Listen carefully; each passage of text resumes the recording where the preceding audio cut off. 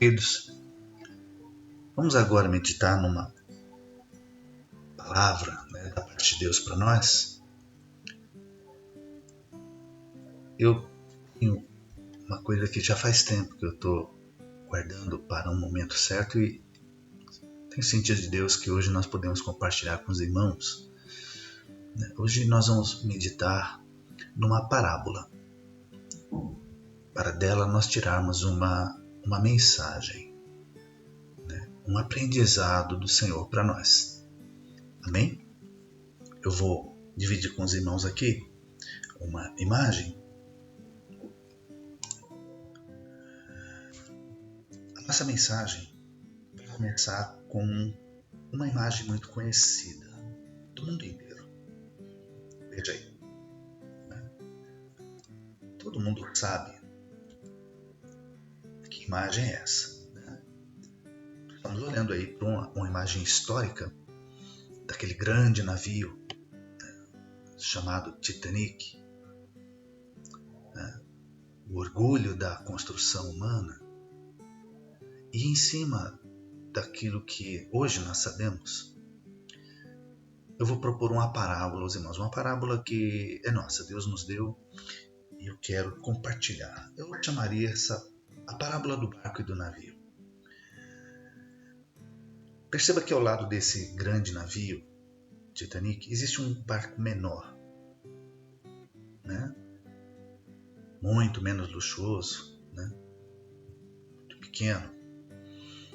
E é o conjunto da imagem que vai embasar a nossa parábola. Preste atenção.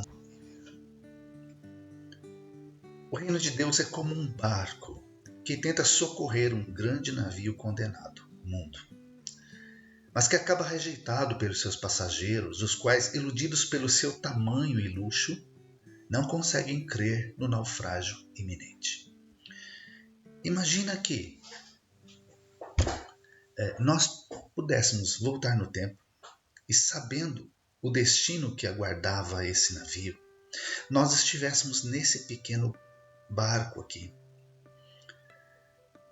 gritando para os tripulantes e passageiros ali do grande navio que ele iria afundar já na primeira viagem e que eles deixassem esse grande barco, e viessem para o nosso, esse grande navio viesse para o nosso pequeno barco. Mas os passageiros do grande navio, iludidos, porque à época esse navio foi tido como orgulho da humanidade, a maior máquina que o homem já teria feito. O luxo embarcado aqui era algo inédito. Pela primeira vez um navio tinha até piscina aquecida. Tinha quadras de esporte, biblioteca, academias, vários restaurantes, bares e cafés, tudo aqui. Toda espécie de diversão estava embarcada aqui. E era um grande status, um grande sinal de riqueza e de poder fazer essa primeira viagem no famoso RMS Titanic. O navio realmente impressiona.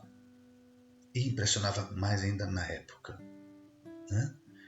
Hoje nós temos navios muito, muito maiores. Mas o que eu quero trazer para vocês é a lição proposta aqui. Os passageiros não sabiam. Só sabiam que tinha alguém falando que o navio ia afundar, que eles deixassem esse grande navio e viessem para esse barquinho para salvarem suas vidas. Mas o engenheiro maior, aquele que detinha todo o orgulho da sua obra, da sua construção, tinha falado que esse grande navio nem Deus afundava. Que coisa! Como que poderiam dar ouvidos a um barco menor? Certamente estavam com inveja, alguém poderia pensar. É porque não tinha riqueza suficiente para pagar uma passagem aqui e agora fica falando a gente? E toda espécie de cogitação poderia ter corrido aqui nos passageiros e tripulantes desse grande navio a respeito do alerta que o barquinho estava dando. Bem, então, eu reuni aqui algumas características. Esse navio RMS Titanic, o tamanho dele era quase o prédio do Empire State, né? Que existe até hoje, né? Um grande arranha-céu na cidade de Nova York, né? Um orgulho americano até hoje. Um dos maiores aviões que nós temos de passageiros hoje é um Boeing 747. Olha o tamanho do Boeing perto do Titanic, né? Eu coloquei aqui esse navio, né? Ele ficou pronto, né? Se não me engano foi em 1911, né? E teve a sua primeira viagem, né, no dia 10 de abril de 1912. Isso foi há 109 anos atrás, né? Olha aqui os números. O navio tinha quase 270 metros de comprimento, a altura de 53 metros e pesava 46 mil toneladas. Olha só, um carro pequeno hoje tem por volta de 1.000 quilos. Né? 1.000 quilos, um pouco mais. Esse navio, ele pesava 46 mil automóveis, para os irmãos terem uma ideia. Né? E tinha toda essa pompa, né? E essa vaidade humana, né, em cima dele. O ser humano ele tem essa mania de se vangloriar, né? Se vangloriar. E até hoje, né, quem lida bastante com o acidente havido com esse navio, né, reconhece que foi uma grande ousadia, não é? Uma grande altivez da sociedade, da humanidade da época. E quando pensamos nessa tragédia, muita gente morreu, muita gente faleceu. Né? Agora, eu quero falar com os irmãos a respeito da aplicação dessa parábola. Então, o reino de Deus é semelhante a isso? É semelhante. O mundo, ele ilude as pessoas com o seu aparente poderio, o seu aparente poder inabalável, mas não é nada disso. Agora mesmo estamos numa pandemia que está chacoalhando a confiança dos homens em tudo que existe debaixo desse céu, né? Porque basta um diagnóstico, basta os sintomas apontarem para a versão grave da doença e as pessoas começam a chorar de desespero. E nessa hora não tem barco, não tem navio, não tem computador, não tem carro, não tem mansão, não tem dinheiro, não tem nada nessa terra que tenha valor, não é mesmo? Porque nada dessas coisas podem assegurar, né, o destino daquele que está na iminência de morrer. Mas enquanto nada de ruim acontece, as pessoas estão iludidas com o luxo, né, com o status, com a vaidade, com o orgulho que esse mundo promove. E nós, na tarefa de pregar o Evangelho, né, e nós sabemos por revelação da palavra que o mundo ele não é capaz de assegurar um bom destino para as pessoas que perecem sem Deus. Nós sabemos que o mundo é um barco, rico, bonito, grande, mas destinado à falência, destinado a um grande naufrágio. E nós sabemos porque foi revelado, não é porque nós somos inteligentes, espertos, não. O Senhor nos revelou. E assim como através de alguém Ele nos revelou, através de nós Ele quer revelar a mais alguém. E estamos pregando o Evangelho da salvação, para que as pessoas não se iludam com aquilo que o mundo apresenta, porque o tempo passa enquanto se divertem, né? Enquanto jogam e brincam e pecam, o navio está andando. O navio, não é, está cruzando o mar e está indo de encontro ao seu destino, não é? Mas como aconteceria se essa parábola se materializasse, né? O mundo não quer ouvir a voz do Evangelho, né? Esse barquinho é muito simples, muito humilde demais para eu dar ouvidos. Eu estou aqui num grande barco, né? Tem um versículo da Bíblia que não fala de barco, mas fala da confiança que o homem põe em coisas que ele constrói, né? Isso está no Salmo 20, versos 6 e 7. Veja o que está escrito aí. Agora sei que o Senhor salva o seu ungido. Ele o ouvirá desde o santo céu com a força salvadora da sua mão direita. Uns confiam em carros e outros em cavalos, mas nós faremos menção do nome do Senhor nosso Deus. Está vendo? Não está falando de barco, mas está falando de carro, né? Porque o homem, quando ele acha que ele construiu uma grande coisa, ele se envaidece, né? Se envaidece e começa a achar todo poderoso. Não é mesmo? Que época foi que o salmista escreveu esse salmo? Né? O mundo já tinha grandes populações, já tinha grandes cidades. Onde estão as milhares e milhões de pessoas que habitavam o mundo nessa época? Né? As pessoas que estavam nesse barco, até onde eu sei, muito poucas, né? Talvez não ocupem mais os dedos das duas mãos na contagem. Não estão mais vivas. Mesmo as que sobreviveram ao grande acidente já não estão mais vivas. Passou. Elas foram de encontro à eternidade e aquilo que as aguardava lá. E nada do que o mundo é capaz de oferecer, né, pôde salvá-las, pôde mudar o seu destino. Não é mesmo? Curioso que nós temos a história, né, uma história não contada pelo cinema e não contada pela maioria das literaturas que se tem a respeito do incidente do Titanic, é que entre os passageiros havia um homem chamado John Harper. Ele,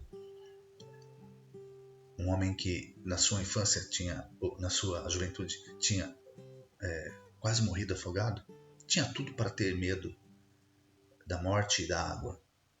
E ele estava nesse navio, no Titanic. Ele era um homem salvo, cria no Senhor, era remido pelo sangue de Jesus e tinha uma fé muito grande, né? Mas quando o navio naufragou, né? E ele viu aquelas pessoas flutuando ali naquela água congelada, gelada, e prestes a morrerem, congelados ali. Esse homem foi tomado de uma autoridade, de uma inspiração, né? E ali, ele também naquela água gelada ali, sem um bote para socorrê-lo, ele começou a perguntar para aquelas pessoas: você já é salvo? Você conhece o Evangelho de Jesus? Você está salvo? Se você morrer, você está salvo? Você crê nisso? Né? E as pessoas que falavam não, ele falava do amor de Deus ali com urgência, mas a água levava ele para lá e para cá, né? E ele perguntava e nem sempre ele conseguia ouvir a resposta. Quando a água trazia ele de volta, ele perguntava de novo. E aconteceu que num certo momento um rapaz disse para ele: não, eu não conheço, eu não estou salvo, eu não criei até agora. Sabe o que John Harper fez? Pegou o seu colete salva-vidas, deu para esse moço e se entregou para a morte. Viu? Quem contou essa história foi esse moço, que foi salvo, não apenas na sua vida material, mas também na sua vida espiritual. Amém? É a história que o mundo não conta. Mas nós temos um livro onde essa historinha é bem detalhada, né? É um livro já antigo, né? Foi sendo transcrito ao longo do tempo. E nós temos inclusive cópia dele. Mas percebe o que o Senhor quer falar comigo e com você hoje, né? Não levemos em conta o desprezo que o mundo dá ao Evangelho, porque eles estão distraídos com um mundo espetacular, cheio de luzes, cheio de festas, cheio de coisas, né? Porque para Deus só existe dois mundos: daqueles que estão salvos, daqueles que não estão, daqueles que foram alcançados pela cruz de Cristo, o sangue remidor de Jesus, e aqueles que não, né? E já na época em que Jesus andava por aqui, ele já dizia: olha, estreita é a porta e poucos são aqueles que entram por ela, a porta que leva para o céu. Mas muito larga é a porta que leva para a perdição e a maioria vai por ela. Não é? Então, a despeito dessa realidade que eu quis aqui trazer, né, através dessa imagem para nós temos sobre nós o ministério da reconciliação das pessoas. Porque agora que você sabe o que o mundo é, você precisa falar para esses passageiros desse grande navio chamado mundo, né? Que o destino deles é o naufrágio e que eles precisam sair desse grande navio. Viu? É necessário, nós temos ordem para pregar a tempo ou fora de tempo, insistir, redarguir, a tempo e fora de tempo. Até porque está previsto que os homens criariam calos nos seus ouvidos que não os deixariam ouvir. Mas nós temos o dever de pregar sempre. Ouçam ou não, precisamos pregar. Não é? Porque em alguns corações a semente vai brotar. Tá bom? Então, acima de todas as nossas necessidades, as quais o Senhor tem todo o interesse em nos suprir, para que tendo saúde, tendo a nossa casa, tendo com que nos vestir, não nos faltando o pão, nós então nos voltemos para as vidas que nos cercam, as pessoas que nos cercam, na nossa parentela, na nossa vizinhança, no nosso grupo de colegas de trabalho, colegas de escola, de universidade, não importa. Todos os grupos que nós temos relacionamento, né? Nós sabemos essa história do grande navio e do pequeno barco. Trouxe essa imagem para que essa mensagem ficasse bem fixada no nosso coração, para que você não se esqueça dela, porque você é um tripulante desse barquinho. E o Senhor espera que você fale, né? Fale aos tripulantes e passageiros do grande navio. Vai, o Senhor te dará força, saúde e graça para fazer. Ele só precisa da tua permissão. Tá bom? Então, ofereça-se a Deus como ferramenta, instrumento e vaso.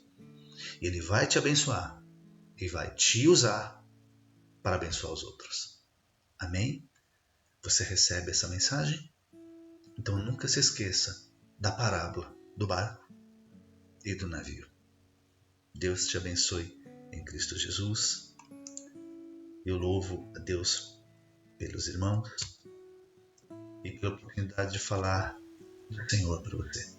Viu? Que a palavra dele encontre aí, né, um lugar bem especial dentro do seu coração. Tá bom? Deus te abençoe. Paz seja contigo.